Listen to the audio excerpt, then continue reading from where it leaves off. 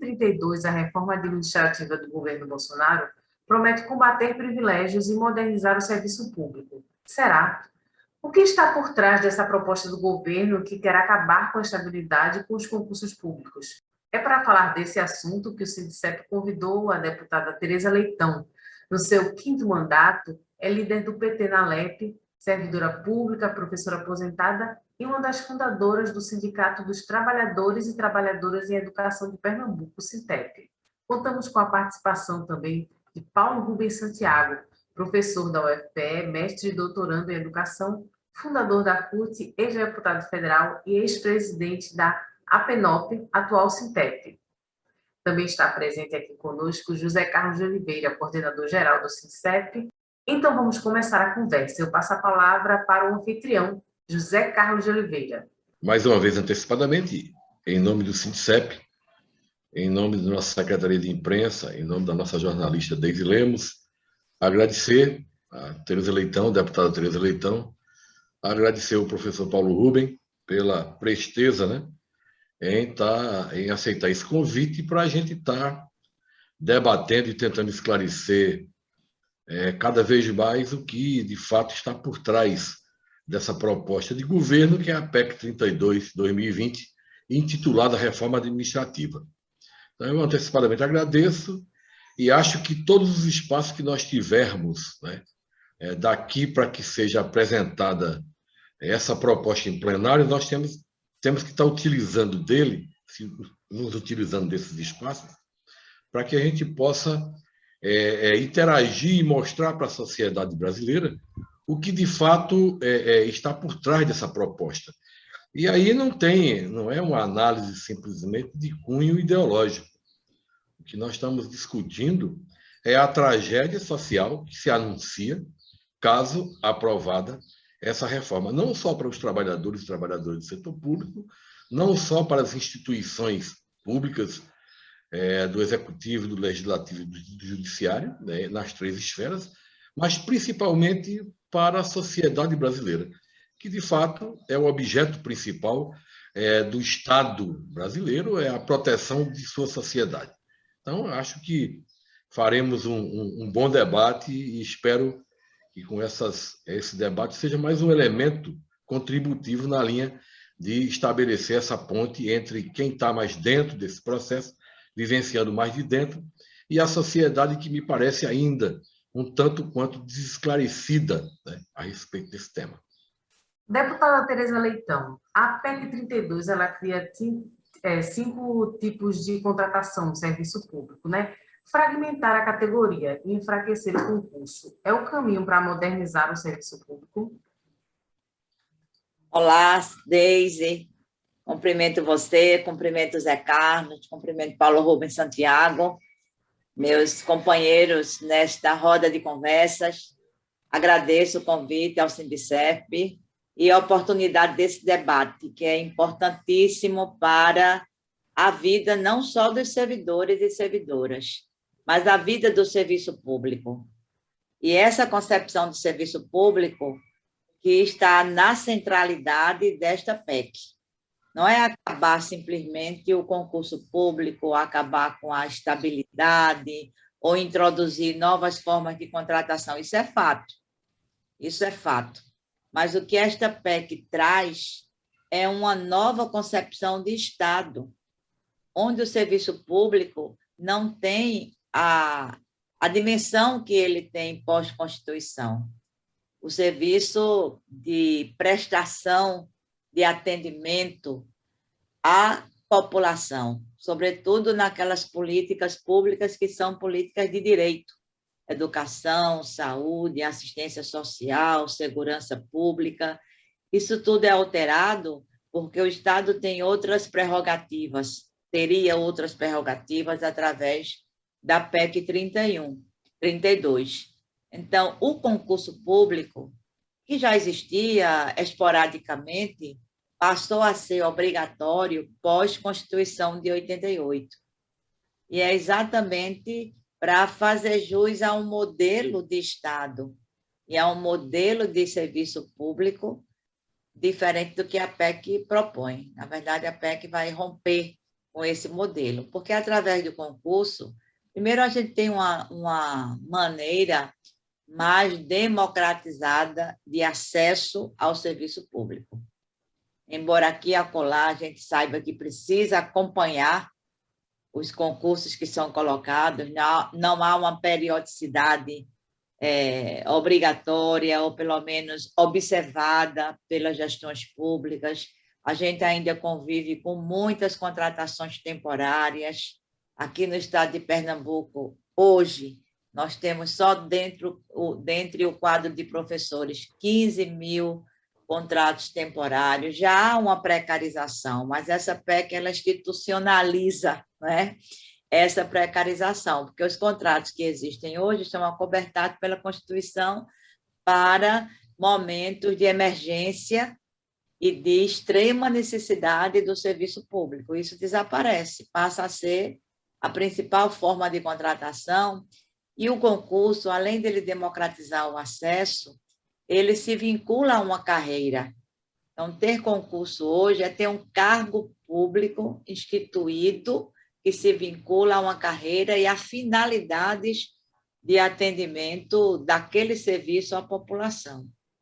Além disto, o servidor que é contratado, ele não tem a segurança funcional, administrativa, que tem um servidor concursado. A estabilidade, a quebra da estabilidade, ela vem trazer justamente essa possibilidade do gestor tratar o servidor concursado como um servidor contratado. O servidor concursado, ao passar por um estágio probatório, que é aquele período inicial para comprovação se realmente a sua competência atestada no concurso ela está sendo praticada, né? Ela é válida depois que ele assumiu o cargo, coisas mais específicas, né, daquele cargo que ele ocupa. Ao passar esse período, ele ganha estabilidade, e a estabilidade, diferente do que muitos pensam, fica ali agora até morrer. Não, a estabilidade dá condições funcionais ao servidor de ser um servidor público e não ser um servidor de governo A, B e C, e se misturar com os cargos comissionados que ainda existem em grande quantidade na administração pública. Então, a quebra do concurso é mais um indicador de que esta reforma ela quer trazer um outro tipo de Estado, um Estado subsidiário, um Estado que não vai exercer o seu papel fundamental de prover políticas públicas de atendimento à população, um Estado dominado pelas leis do mercado, um Estado à mercê, inclusive, a partir dessas leis do mercado, de vender seus serviços via privatização do espaço público, da gestão pública e do conjunto de servidores e servidoras. Então, é um risco muito grande e o nosso desafio é mostrar à população que essa não é uma luta corporativista. Nós não estamos lutando apenas pelo direito dos servidores permanecerem em seu cargo, do concurso público ser a via de acesso ao serviço público, da estabilidade ser a garantia de que o servidor é servidor público e não servidor de governo. Isso tudo já seria uma luta legítima, mas não é só isso, é mais do que isso. É o serviço público como provedor, como fomentador, como garantidor de direitos da população que está sendo colocado em xeque. E a população precisa saber disso. E ela também está ameaçada pela PEC 32. Deputada, o governo também usa muito o argumento de que a máquina pública ela é inchada, né? Tem muita gente. Isso é verdade? Olha, desde Collor que se criou esse negócio, né? Aquele elefante branco caminhando por dentro do serviço público, que tem muita gente que não faz nada, não é? Isso é uma lenda. Eu me lembro que quando eu entrei no serviço público, lá nos idos de 70, meu pai, que foi um servidor público de carreira, ele cantava uma musiquinha, ele gostava muito de cantar, e tinha uma musiquinha que ele cantava, quando a gente era pequeno, que dizia assim, não vou cantar não, eu sou desafinada. Maria Candelária é alta funcionária de uma empresa estatal. A uma vai ao dentista, as duas vai ao café. As três assinam o ponto e dá no pé. Então, essa visão, quando eu entrei no serviço público, ele disse assim, olha, cuidado, você vai encontrar algumas Marias Cantuárias pela sua vida, mas tenha convicção de que elas não são maioria no serviço público. Elas não são maioria. Como, de fato, não são. E o exemplo a gente está vivendo, Deise, nesse momento. De onde veio toda a pesquisa, toda a condição de combate à Covid-19? Do serviço público. E onde vem todas as teses de pesquisa de funcionamento da educação, as melhores teses das escolas públicas. É o melhor campo de investigação e de experiências que a gente tem como estudo de mestrado, de doutoramento e etc., do serviço público. Então, o que é inchado no serviço público são os cargos comissionados, que eles até se pode ter. Eu admito que até um governo possa ter um conjunto de cargos de sua confiança para tocar aquela política daquele governo no espaço de 4 anos. Mais do que isso, é inadequado. Isso é que incha a máquina administrativa. São indicações de vereadores, indicações de deputados, indicações do compadrio que compõe aquele governo de plantão. Serviço público de carreira, inclusive, tem lacunas, tem déficit. Não é máquina inchada, tem déficit, a gente sabe que tem déficit. Se a gente for fazer o quadro dividido, organizado, mesmo com o uso de novas tecnologias, que é o que se coloca muito, não é? Determinados setores da saúde e da educação, nós temos déficit. Nós temos 15 mil contratos temporários na rede estadual de Pernambuco. Só de professores. Todo o quadro de servidores administrativos é terceirizado. É isso que incha a máquina, porque aí você não tem um estudo autuarial, você não tem um estudo do impacto da folha, você não pode fazer projeções de impacto de plano de carreira, porque aqueles servidores, mesmo que alguns demorem 5, 6, 8, 10 anos, eles não pertencem, não é, ao serviço público, porque eles entram e saem e são substituídos. Isso é que incha muito a máquina, porque não há uma política de pessoal que possa valorizar o servidor público, vincular os cargos à carreira, ter qualificação profissional, considerar os níveis mais elevados de graduação como ponto importante da própria remuneração, atualizar, modernizar, para mim, é atualizar o serviço público naquilo que precisa ser feito para melhorar a sua finalidade. Modernizar não significa enxugar. Modernizar não significa privatizar, que é isso o discurso de Guedes. Modernizar é acompanhar a dinâmica social, acompanhar as novas formas de organização da sociedade, as novas demandas que chegam a uma escola, que chegam a um hospital, que chegam à segurança pública. Isso sim, não é modernizar no sentido liberal, que ele sempre coloca, porque para eles modernizar neste sentido é entregar o serviço público às leis do mercado. O que é direito passa a ser oferta. E a oferta está na prateleira até ela se acabar. Quando ela se acaba, não tem mais oferta. E o direito não. O direito é garantido, ele é preservado, ele é universalizado, para que todos tenham acesso e possam gozar da essência que é o serviço público em uma república. Ok, deputada. Professor Paulo Rubem, qual a importância de se manter a estabilidade e qual é a relação da estabilidade tem com a corrupção no serviço público? Isso é a maior dúvida que a gente tem, né, em relação a isso. Pois é, Deise, prazer falar com você mais uma vez. Quero cumprimentar a deputada Tereza Leitão, o companheiro José Carlos. Sempre é uma satisfação discutir com o Sindicep, porque eu também sou servidor público federal. Nós já estivemos em inúmeras oportunidades debatendo as reformas constitucionais, as propostas de orçamento, esse autêntico massacre que vem sendo feito aos servidores públicos, como bem lembrou a deputada Tereza Leitão, desde o governo do ex-presidente Fernando Collor de Mello. A gente não pode se esquecer que, no começo de 2020, o atual ministro da Economia referiu-se aos servidores públicos, taxando-nos de parasitas, não é? E nós, inclusive, estávamos, naquele momento, em São Paulo, no Congresso Nacional do Andes, nosso Sindicato Nacional Docente, e eu fiz uma paródia dizendo que nós não somos parasitas, gostamos de trabalhar, o nosso salário é suado, não vem nos aperrear. Dizendo que parasita é o Paulo Guedes, que sempre viveu da remuneração do sistema financeiro, da especulação financeira, da manipulação dos fundos de pensão, sem nunca ter prestado um serviço direto à maioria da população. Eu lembro também aos servidores públicos que já está disponível o relatório final do deputado Arthur Maia na página da Câmara dos Deputados. E a manchete que trata desse relatório fala exatamente da preservação da estabilidade daqueles servidores contratados até a data da promulgação da futura emenda constitucional originária da PEC 32.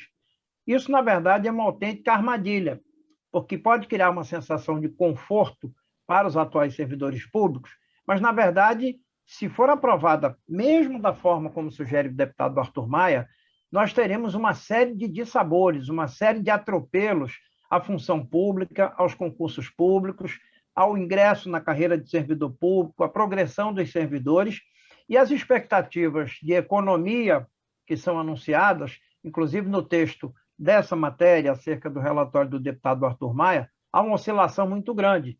Estima-se que podem ser feitas economias de 300 bilhões a 800 bilhões de reais. Nesse aspecto, eu vou me deter na análise original da primeira versão da PEC 32. Qual é o grande problema da PEC 32 que propõe, abro aspas, uma reforma administrativa? A PEC 32 ela tem os mesmos problemas daquele programa que foi apresentado no primeiro ano do governo de Bolsonaro para a reformulação da estrutura do financiamento e da gestão das universidades federais. Quem é das instituições públicas de ensino lembra-se do programa Futurice, que foi aberto à consulta pelo então ministro da Educação, Abraham Weintraub. Aquele programa tinha mais ou menos uma mesma filosofia contida na PEC 32. Modernização, reforma administrativa, fortalecimento da autonomia das universidades federais, dos institutos federais de educação, mas assim como o programa Futurice, a PEC 32 não começa por nenhum diagnóstico. Eu brinco que essa semana, inclusive, tive um debate com alunos e professores de uma faculdade aqui do Recife e disse, olha, todo mundo que já comprou um carro velho já passou por uma oficina. Uma vez, 2 vezes, 3 vezes. Quando você leva um carro velho para uma oficina, você já chega para o mecânico dizendo qual é a bronca. A bronca é na lataria, a bronca é na parte de força, a bronca é na suspensão, a bronca é na parte elétrica. Como é que alguém propõe uma reforma administrativa que vai atingir a esfera federal e será acompanhada pelos estados e municípios, num país continental como o Brasil, e não traz, junto da sua proposta, um dossiê, uma tomografia, um raio-x, um exame de sangue, um retrato do que é hoje o serviço público brasileiro? E não é muito difícil você partir para um processo de radiografia do serviço público. Você tem a questão da universalização, do alcance dos serviços públicos num país continental, como é o Brasil, de norte a sul, de leste a oeste. Você tem a questão da qualidade em que o serviço público é prestado à maioria dessa população, pela União, pelos estados e municípios. Você tem a questão dos custos do serviço público frente ao tamanho da população brasileira. Você tem a questão dos custos frente ao PIB, ao Produto Interno Bruto. Você tem também a questão de quanto custa o serviço público no conjunto da arrecadação e diante das outras rubricas, das outras despesas que estão na folha do orçamento público. Mas você tem também as questões específicas dos mecanismos de ingresso, progressão, titulação, o salário de ingresso, o salário no topo da carreira. Nenhuma questão como essa, nada do que eu estou colocando como diagnóstico, foi apresentado por essa PEC. Ela é um pacotaço. Ela vem a partir da estaca zero, com uma série de alterações nos mecanismos de acesso, ingresso, progressão, estabilidade, ocupação de cargos comissionados, e na proposta original da PEC 32, vejam, a publicação de uma tabela. Nessa tabela são combinadas essas várias estratégias que alteram o ingresso, a progressão, a titulação, os valores, o salário de ingresso, o salário do topo da carreira. E nessa proposta original, que já foi alterada algumas vezes, eles estimam uma economia em torno de 500 bilhões de reais. Aí você pensa, 500 bilhões é uma economia considerável. Em valores absolutos, sim. Em qualquer região do país, você pensar 500 bilhões de investimentos seria um grande aporte de investimentos. Mas se você observar que essa expectativa de economia ela é contada, calculada para pelo menos 20 anos, aí a casa cai. Porque quando você compara uma economia proposta por essa reforma administrativa, alterando uma condição imensa do direito dos servidores e servidoras para o prazo de 20 anos, e aí você olha para a lei orçamentária que acaba de chegar ao Congresso Nacional, é estapafúrdia. Só o refinanciamento da dívida pública, ou seja, aquela dívida que você não vai pagar através do pagamento de juros, que você não vai saldar através do pagamento do vencimento do ano, as chamadas amortizações, tira isso da conta. Eu não vou falar nem do pagamento dos juros no próximo ano, nem da amortização. Eu vou falar da rolagem da dívida que não se vai conseguir pagar. Só a rolagem, só o refinanciamento vão representar para um ano, 1 trilhão e 800 bilhões de reais, redondos. Gente, isso não é brincadeira. Eu estou falando de uma reforma administrativa que não vem acompanhada nem de um raio-x, nem de um exame de sangue, nem de uma tomografia, nem de um diagnóstico, e quer economizar em 20 anos cerca de 500 bilhões em 20 anos. Só que no ano de 2021, eu recebo uma proposta de orçamento para 2022 que apenas o refinanciamento da dívida vai equivaler a 1 trilhão e 800 bilhões. Ou seja, mais do que 3,6 vezes o que eu quero economizar nas costas dos servidores. Aí você descobre o fio da meada. Assim como o programa Futurice, a PEC 32 não tem como objetivo fundamental melhorar a qualidade e o alcance do serviço público no Brasil, pela União, pelos estados e municípios. A deputada Tereza Leitão lembrou muito bem. Nós estamos vivendo uma praga de contratos precários, pelo menos desde o final do século XX. Eu estava exatamente na Assembleia Legislativa, onde está hoje a deputada Tereza Leitão, no governo de Jarbas Vasconcelos, governador do estado, eleito há 23 anos, em 1998. Foi o primeiro governador que abriu, foi o abre-alas da lógica dos contratos temporários. Primeiro por 2 anos, porque alguns servidores morreram, alguns se aposentaram, outros se afastaram, outros foram removidos em função de modificações na família. Então, os primeiros contratos tinham 2 anos. Depois, prorrogáveis por mais 2. 2 com 2, 4. Depois, mais 2, 6. A última tentativa de prorrogação nesse sistema da precarização, a gente viu no último prefeito do Recife, Geraldo Júlio, que chegou a tentar uma prorrogação de 6 para 8 anos de contratos temporários com os profissionais da rede de educação pública municipal.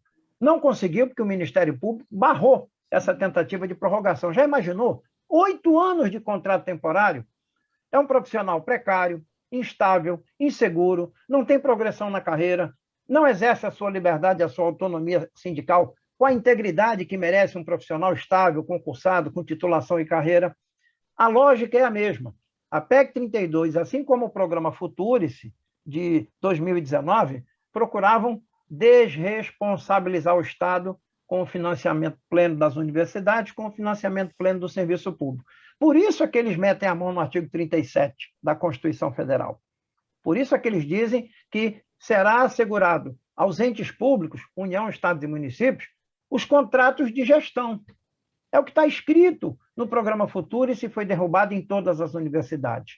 Isso significa que, se a gente aprova a PEC 32, a partir de amanhã, prefeitos, governadores, governos centrais da República poderão optar por contratos de gestão.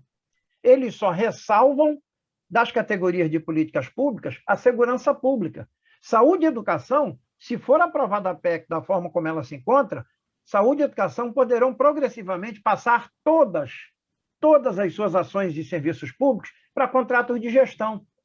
Vocês viram que acaba de aparecer na Assembleia Legislativa do Rio um projeto de lei de um deputado estadual propondo, vejam bem, a extinção da Universidade do Estado do Rio de Janeiro. É como se amanhã ou depois Tereza Leitão tomasse um susto, porque um deputado da Assembleia Legislativa de Pernambuco apresenta um projeto propondo acabar o PE. E faz o quê com a estrutura, com o campus, com os laboratórios, com as salas de aula? Entrega para a iniciativa privada. É isso que está lá no projeto de lei do deputado estadual do Rio de Janeiro. Então, é muito importante esse debate que o Sindicep vem fazendo, que as entidades nacionais estão fazendo, para combatermos essa farsa. Não há reforma administrativa na PEC 32. O que há é uma miragem de uma mudança administrativa, mas o objetivo central, sabe qual é? Abrir o Estado para que se façam negócios privados por dentro do Estado. Então, amanhã ou depois, nós vamos ter contratos de gestão, como temos com as OS da saúde em Pernambuco. Eu recebi há 7 anos um relatório do Conselho Estadual de Saúde que me dava números estarrecedores.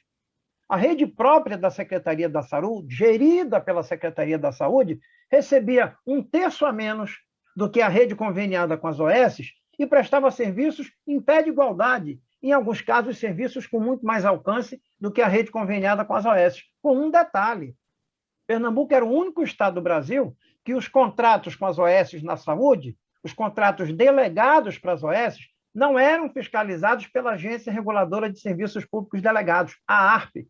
Eles eram passados por baixo dos panos para a Secretaria de Saúde fazer os arranjos e apresentar as contas ao Tribunal de Contas. Nem São Paulo, nem Minas Gerais, nos governos do PSDB, havia feito esses contratos dessa maneira.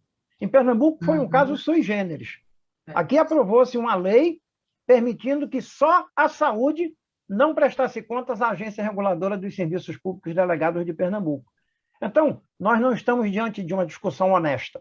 Aí eu vou usar a expressão, para concluir, do meu colega professor Eduardo Fagnani, da Unicamp, que escreveu um livro muito interessante intitulado O Debate Desonesto da Previdência Social.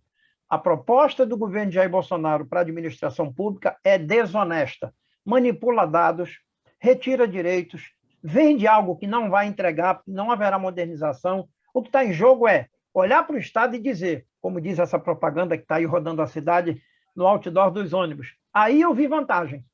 É olhar para o Estado como negócio. No programa Futurice, eles propunham contratos com organizações sociais que já estavam dentro do governo, sem licitação, sem concorrência, sem comparação de preços, de currículo, de qualidade. Quem já estava dentro fica. Ou seja, é uma coisa feita para gerar negócios privados, independente da qualidade, independente do ingresso, independente da estabilidade. E eu termino dizendo, a estabilidade não é privilégio do servidor público. A estabilidade é a garantia de que a população vai ter um serviço público com continuidade, com qualidade, com aferição de resultados, com metas. Não é verdade que não tem mecanismo de avaliação do desempenho do servidor. Existe, sim. O Estatuto do Servidor Público tem uma série de mecanismos.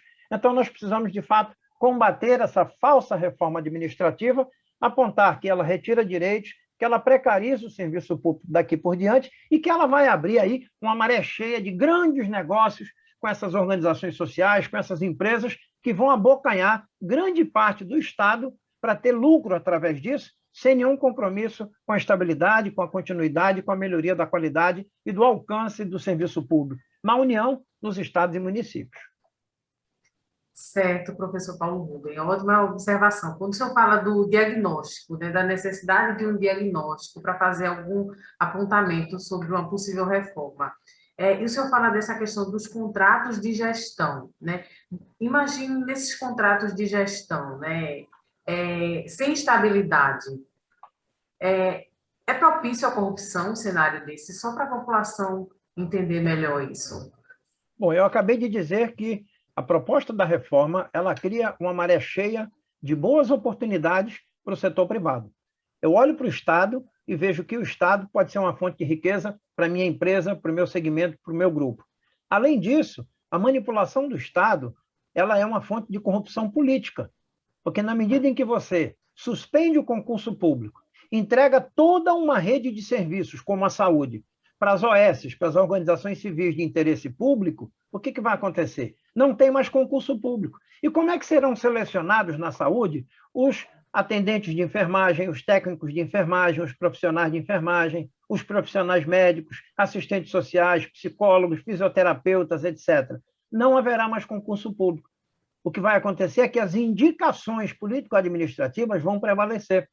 Então, quem é que vai comandar toda a rede de contratos, por exemplo, numa gerência regional de saúde no Agreste Meridional, no Agreste Setentrional, lá no sertão do Piauí, no interior da Amazônia, se não houver o concurso público, o dimensionamento dos cargos? E veja, nós temos clareza que a quantidade de servidores públicos no Brasil, em relação ao tamanho da população, não está nem de longe entre as maiores quantidades de servidores do mundo. Isso tem que ser reconhecido, já foi publicado, inclusive, pelo IPEA, Instituto de Pesquisa Econômica Aplicada, vinculada ao Gabinete da Presidência da República. Da mesma maneira, a quantidade de servidores públicos em relação ao total da população trabalhadora também não coloca o Brasil numa posição de privilégio. A gente pode chegar à conclusão de que, em algumas áreas, melhorar o serviço público tem que significar, sim, abertura de novos concursos. Pelo que eu li rapidamente agora da proposta orçamentária, encaminhada ao Congresso recentemente, há uma previsão de concursos para quase 40, 50 mil novos servidores em diversas áreas da administração pública. E isso não é ruim. Nós não estamos criando privilégios. Nós estamos querendo consolidar um serviço público de alcance universal, como se pretende para o SUS, universal, equânime e de qualidade, que assegure o ingresso na educação, desde a matrícula nas creches, passando pela educação infantil, ensino fundamental 1 e 2 e pelo ensino médio. Nós, na educação, em todas as esferas, estamos combatendo esse discurso de pagamento público de creche privada ou de matrícula privada no ensino fundamental ou no ensino médio, através dos chamados voucher ou das matrículas charter, escolas privadas que vão se candidatar para receber dinheiro público. Deus sabe lá com que compromisso pedagógico, com que filosofia da educação, com que compromisso com os profissionais da educação. Então, nessa hora, é fazer o que o Sindicep está fazendo, o que a nossa entidade nacional, o Andes, a Fazubra, a Anfip, a Unafisco Nacional, os sindicatos da Fazenda, as entidades representativas do conjunto dos servidores, dizer que nós não somos marajás, não somos privilegiados, nós trabalhamos, inclusive, cobrindo espaços, dada a progressão que não foi cumprida de concursos públicos, e todos sabemos que o atual governo, assim como o que o antecedeu após o golpe, são governos comprometidos não com a qualidade do serviço público, são comprometidos com um projeto neoliberal, que quer reduzir o Estado do ponto de vista do bem-estar da população e fazer do Estado um instrumento de acumulação. Gente, eles acabam de aprovar uma lei dando autonomia ao Banco Central. Como é que uma entidade que cuida da moeda, que é um bem público, pode ter autonomia em relação ao governo? Ela vai responder aos interesses do mercado, que vai ganhar dinheiro quando o Banco Central tomar suas decisões sob controle monetário, sob política cambial. Então, há uma grande orquestra. Ora, essa orquestra toca os violinos, ora toca os violoncelos, ora toca os instrumentos de sopro, e é assim que eles vêm agindo. Eu acho que a PEC 32 é desse grande conjunto de instrumentos de corda, violino, violoncelo, contrabaixo, para quê? Para mexer no conjunto do serviço público, em benefício das corporações privadas, em benefício das oligarquias políticas. Ora, em plena situação atual, o superintendente da Polícia Federal do Amazonas foi removido, não porque é traficante, porque assaltou, porque traficou armas ou por qualquer outra coisa, mas porque resolveu representar contra o ministro do Meio Ambiente por crime. Se fazem isso com um cargo comissionado de um profissional de carreira, imagina quando houver contrato de gestão. Imagina quando se quebrar, de fato, a estabilidade para os futuros servidores. Então, é toda uma grande orquestra atendendo a uma pauta sob a regência não do Bolsonaro. E, nesse aspecto, o Bolsonaro não é o regente. O regente é o Paulo Guedes, que sempre foi um homem do sistema financeiro, um homem de mercado, e ele está olhando para a reforma com esse objetivo. Enxugar a despesa pública, liberar essa economia para a dívida pública, é isso que está escrito, está aí no orçamento. Só o refinanciamento da dívida, 1 trilhão e 800 bilhões. Então, querem economizar com essas reformas em 20 anos, 500 bilhões em 20 anos, mas só no ano que vem refinanciam a dívida, ou seja, estão empurrando com a barriga 1 trilhão e 800 bilhões. Então, não é uma proposta séria, não é antecedida por um raio-x, um diagnóstico, uma radiografia, uma tomografia, é uma imoralidade você combater a estabilidade propondo essa sucessão de alterações e dizer, não, não vai mexer com quem já está. Só faltou dizer, mas vai lascar com quem vai entrar daqui para frente. E isso não pode acontecer. Professor Paulo Rubem, Não existe, né, esse diagnóstico do governo, mas o senhor tem uma larga experiência como servidor e como parlamentar, né, do país. O movimento sindical, por sua vez, ele não se nega a discutir uma reforma, mas não essa reforma que está aí, a PEC 32, que é totalmente danosa. Diante dessa sua experiência, como o senhor pensaria, quais seriam os principais eixos, caso o senhor fosse fazer alguma reforma, sugerir alguma reforma administrativa, quais seriam os principais pilares para, de fato, a gente ter um serviço público de qualidade? Bom, em primeiro lugar, essa é uma disputa dentro de uma correlação de forças, né? Eu creio que o principal objetivo nosso, que trabalhamos para prestar serviço à população, é esclarecer a população onde é que nós estamos do ponto de vista da despesa pública. Se você pegar qualquer pessoa, entrar na página do Tesouro Transparente, vai encontrar nos relatórios resumidos da execução orçamentária que pessoal em cargos sociais é um tipo de despesa, as despesas com amortização da dívida, seja a dívida corrente, seja a despesa de capital, são outras despesas, e aí a gente tem que mostrar à população que o que mais prejudica o equilíbrio fiscal do Estado não é o pagamento de salários, pensões e aposentadorias do serviço público. Eu não quero dizer que não haja distorções, que a gente não tenha que reavaliar, categorias que não estão mais dentro dessa modernidade tecnológica não permanecerão no serviço público, óbvio. Isso é fruto do processo de modernização tecnológica. Mas a gente precisa dizer à população que o grande vilão do desequilíbrio fiscal do Estado não é a despesa de pessoal e de encargos sociais. O grande vilão é a despesa com a dívida pública, que vem crescendo. Não se fez o que se dizia na Lei Complementar 101, a conhecida Lei de Responsabilidade Fiscal, que era para se aprovar lá atrás, em 2000, um teto para a dívida mobiliária. Não se conseguiu enviar para o Congresso, nenhum dos governos, nós também erramos nesse aspecto, quando fomos governo, nós não aprovamos o teto e nós não devolvemos o limite para a despesa com juros, que Fernando Henrique vetou no artigo 4º, inciso 2º da Lei Complementar em 2000. Então, a gente tem que dizer para a população, não somos nós que desequilibramos as contas públicas. Segundo lugar, não somos nós que damos as costas ao serviço público. Se você observar na história do Sindicep, desde quando ele foi criado, na história da Fazubra, na história do ANDE, Sindicato Nacional, nós temos inúmeros congressos, resoluções e documentos propondo medidas administrativas, medidas de orçamento fiscal, de investimentos, de concursos públicos, para aprimorarmos o serviço público, visando duas coisas: alcance, universalização, não só em São Paulo, Curitiba, Recife, mas lá em Uricuri, lá em Tapetim, lá na cidade esperantina, no Piauí, lá em São Félix do Araguaia, lá no Xingu, na Amazônia. Ou seja, alcance a todos e todas e, ao mesmo tempo, qualidade na prestação dos serviços de saúde, de educação, de segurança, etc., etc.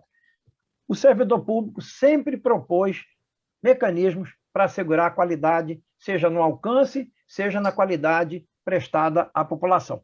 O que os governos não têm feito, sobretudo depois do golpe de 2016, é esclarecer com transparência à população as suas opções de gasto público. Ora, quando a gente vê da Lei de Responsabilidade Fiscal até 2014, toda a lei de diretrizes orçamentárias dizia o seguinte, eu estou dizendo isso porque isso eu fiz um estudo, está publicado no meu livro da minha dissertação de mestrado. Vejam bem, Lei das Diretrizes Orçamentárias dizia o seguinte, a elaboração e a execução da Lei Orçamentária Anual observarão, em primeiro plano, as metas fiscais para o superávit primário. Superávit primário é uma figura contábil criada por um decreto em 1999 e, de lá para cá, orientou até 2014 essa economia de receitas para quê? Para quê? Não é para fazer concursos, não é para universalizar o SUS, nem dobrar o orçamento das universidades federais. Criou-se a figura do superávit primário, comprimindo gastos sociais para liberar saldo para a sustentabilidade da dívida pública. E essa desgraça dessa expressão está lá no teto da PEC da morte, a Emenda Constitucional 95. Então, a gente já vem levando lapada, pelo menos desde a Lei de Responsabilidade Fiscal em 2000, mas, sobretudo, e aí com mais gravidade, com mais violência, com a Emenda Constitucional 95. Então, como é que eu vou aumentar a qualidade do serviço público, aumentar a quantidade de servidores, se de um ano para outro eu só posso expandir esse tipo de gasto acompanhando a variação da inflação do ano anterior? Mas aí tem um porém. A PEC do teto de gastos não é PEC do teto de gastos, ponto final. Ela é PEC do teto de gastos para as despesas não financeiras, porque para a despesa financeira, juros e amortização da dívida e refinanciamento, não tem teto. Não tem teto. Está liberado.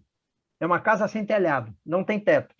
Então, os servidores têm que continuar dizendo: nós queremos melhorar o serviço público em alcance e qualidade.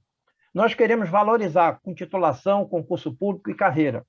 A gente, olhando o mapa do Brasil, como disse a deputada Tereza Leitão, é uma vergonha.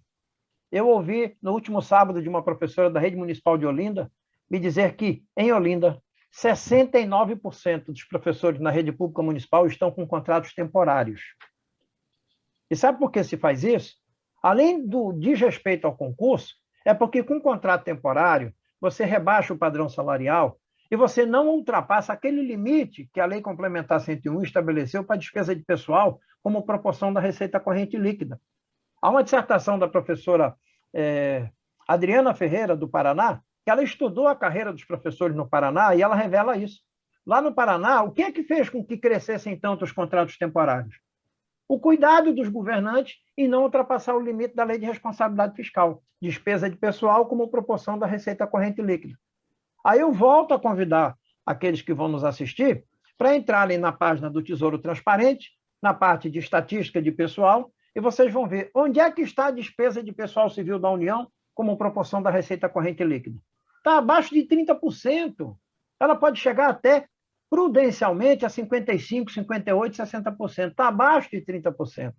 Então, não venham dizer que somos nós, os servidores públicos federais, de quaisquer categorias, que somos os vilões, que somos o coronavírus da folha de pagamento do Estado. Não somos.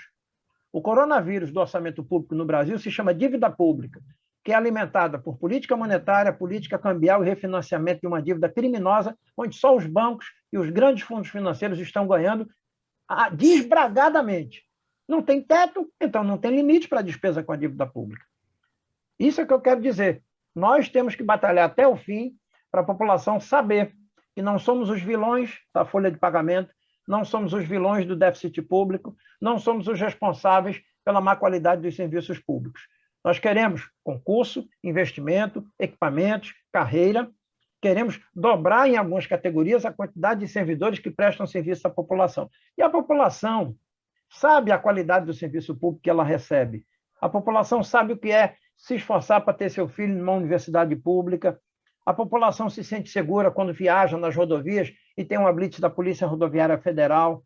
A população se sente segura quando vê a ação dos órgãos de segurança pública. A população reclama a segurança pública. Quando a população está diante de uma situação de violência, de criminalidade, ela não vai pedir essas empresas privadas de segurança. Ela pergunta: cadê a Polícia Militar? Cadê a Polícia Civil? Cadê a segurança pública? Porque a população sabe que os servidores são capazes de prestar serviço público de qualidade. Então, a PEC 32 é uma peça dentro desse arsenal que teve há 5 anos a Emenda Constitucional 95 e lá atrás, em 2000, a Lei Complementar 101. É para atacar o serviço público, é para atacar o servidor público, é para retirar direitos e liberar um saldo que vai financiar a acumulação de capital pelos bancos, pelos fundos, que é como eles têm na mão do ministro Paulo Guedes, essa baqueta. Eu não tenho aqui uma baqueta, eu tenho uma caneta. O professor usa caneta, né, Tereza? Mas o Paulo Guedes está com uma baqueta, uma batuta. Baqueta é de quem toca maracatu, feito eu toco no carnaval. Ele tem uma batuta de maestro. O Paulo Guedes rege a economia desse jeito. Mas mesmo assim está levando o país para o buraco. E quanto mais está desafinando, possível, né, Paulo? Está desafinando. Está desafinando. Mesmo assim, mais rápido possível, né? A gente tem que tirar toda essa equipe que está aí para o país voltar a ter sonho e a ter esperança de construir um outro projeto para o servidor público, para o serviço público, para a qualidade de vida da população. Pois é, professor. O programa Roda de Conversa está chegando ao final, mas antes eu queria falar com o José Carlos de Oliveira, né, que ele contasse para a gente o que é que o sindicato, o movimento sindical está fazendo para barrar essa PEC 32 e o que a população pode fazer também, né, Zé, para barrar essa PEC. O desafio do serviço público é dialogar com a sociedade, porque o que é passado, o que é instruído, o que é deseducado para essa mesma população é que ninguém precisa do serviço público. E aí, essa proposta da PEC 32 é a cara desse governo. Eles, além de desqualificados, eles são cínicos, né? Ele escreveu no texto original o que é que eles querem com o Estado brasileiro, que é beneficiar seu grupo, sua patota de amigos, de militares que tenha atitudes nada republicanas, transferir poupança do setor privado e abocanhar a área meio do serviço público. É essa área que está nesse bombardeio. É a área que contrata, é a área que faz a licitação. Ou as pessoas não estão acompanhando a CPI da pandemia. Ai desse país não fossem os servidores públicos de carreira, que têm estabilidade. Porque quando foi pensado em institucionalidade do serviço público, a função pública tinha 3 níveis, que já vem em desuso há um bom tempo. A área de apoio, a área meio e a área finalística do órgão. A área finalística da universidade, aula. A área finalística do IBAMA, fiscalização. Do Ministério do Trabalho, a inspeção da legislação trabalhista. Mas só para citar essas 3 áreas, existe área de apoio e existe área meio, onde as coisas acontecem. O professor não chega na sala de aula se não for as pessoas do campo administrativo que contrataram, que zelaram pelo patrimônio, que tem um carro para pesquisa, que tem um computador que foi adquirido, que tem um notebook, que tem a lousa, que tem a manutenção do prédio. Isso é dinheiro público e tem que ser administrado dentro de uma estrutura organizacional com uma legislação rigorosa, que assim é. Porque a Lei 81/12, ela institucionaliza essas funções públicas, levando sempre como alvo o interesse público. E a punibilidade, certo, altíssima a quem decorre em seu laboro fora dessas normas. A única função que pode ser, inclusive, ter uma aposentadoria cassada, mesmo após a sua concepção, se houver algum crime na administração pública, é um serviço público. Agora, essa reforma é cínica porque é a cara desse governo. As pessoas estão morrendo, e aí eu não sou coveiro? Né? E daí? E agora o cara diz, não, qual é o problema da energia aumentar? Eles são cínicos. Esta proposta da PEC 32, ela não se sustenta em nenhum dos aspectos. A caça aos marajás, os privilegiados, estão todos fora dessa reforma. Aí eles começam agora com subterfúgio, graças a essa pressão que a gente está estabelecendo, dialogando e cada vez mais. Tem problema até com os outdoor aí, viu? Tem muita gente incomodada e nós vamos continuar. Não vamos dizer nada além do que está acontecendo. Nós temos uma formulação, nós temos uma percepção, temos o direito de expressar nossas posições e estamos perguntando aos parlamentares que apoiam esse tipo de proposta qual é o posicionamento deles. Se posicionarem contra a população brasileira, contra os serviços públicos, nós vamos até o final mostrar a cara deles, para mostrar para a população como é que eles estão votando lá no Congresso Nacional. Então, ela não se sustenta em hipótese alguma. Não vou entrar na questão da economia, que Paulo já foi brilhante. Tereza levou a questão da estruturação do serviço público. Então, eu quero chamar a atenção, ainda para finalizar, em 2 aspectos. Essa questão do concurso público, eles falam na reforma dele lá, cínica, mais uma vez, a meritocracia. Mal colocada, inclusive. Mas vem cá, o que é que tem de meritocracia você transformar a possibilidade de ingresso no serviço público, que é o concurso público, pelo puxa-saquismo do político de plantão? Qual é o mérito que tem nisso? Que qualificação gerará esse servidor dentro de uma função pública atravessada, como está proposta dentro da PEC 32? Aí estão preservando agora a estabilidade de forma falaciosa para os que estão.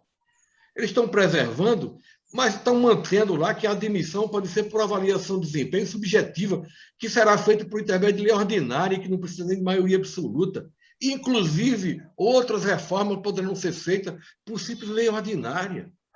Então, o que está de fato por trás disso, gente, é abocanhar a administração pública do Estado para propiciar falcatruas de forma institucionalizada e transformar o serviço público universal, direito constitucional da sociedade brasileira, em uma casta de negócios que, mais uma vez, de forma cínica, quem tiver dinheiro compra, quem não tiver, e daí? E daí? E daí as pessoas estão morrendo.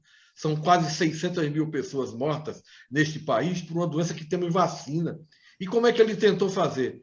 Não compra a vacina no prazo, porque precisamos fazer aqui um esquema para poder nos beneficiar e os nossos.